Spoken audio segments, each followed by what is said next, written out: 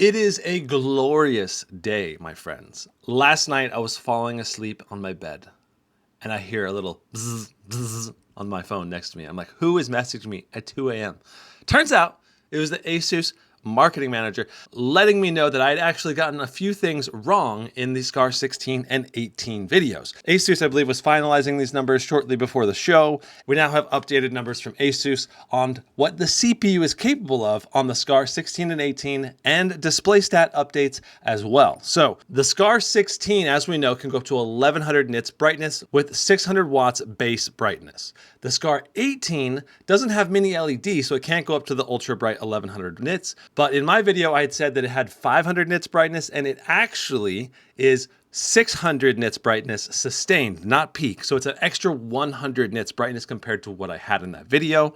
Clearly, it's a fantastic display. And the second thing is the CPU power limits. It's actually way beyond 125 watts listed. So when under a dual load, the CPU can only go to 65 in manual mode, 55 in turbo mode. But when you're in a CPU only load, say when you're rendering a video, the wattage for the Scar 16 and 18 can actually boost as high as 175 watts for the short-term power limit. And then it reduces down to 140 watts for sustained in manual mode and 135 watts sustained in turbo mode. So basically, if you're taking manual control of your fans with the Scar 16 and 18, you're gonna get a bit more performance, like 5 to 10 watts more power. And that's simply because you're gonna be able to set a minimum fan target that is higher and can help keep the temperatures down and allow you to push a little bit higher performance. Overall, this new information just makes me more stoked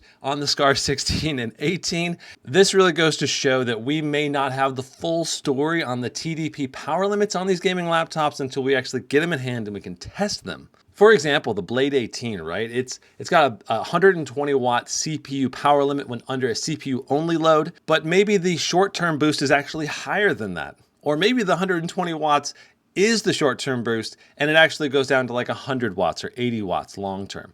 It's so hard to get firm numbers on stuff like this because oftentimes the CPU power limits are going up and down a little bit during this pre-production phase. And depending on the manufacturer and the CPU, you may actually have an unlocked CPU allowing you to push the wattage even higher, all the way up to the thermal limit where you're thermal throttling at 90 degrees or 100 degrees, whatever they set the thermal limit to. And that is what MSI said about the GT77. The stock CPU limit is 152, but if you manually set it higher, you can go as high as the thermal limit lets you. And that's the thing, we don't know what the thermal limit would actually be. Most likely, when you get past, say, 120, 130, 140 watts, the difference in performance is gonna go smaller and smaller because as processors reach their peak level of performance, oftentimes they get more and more inefficient. We'll actually have to benchmark and see how much of a performance difference this actually makes between the GT77, the Scar 18,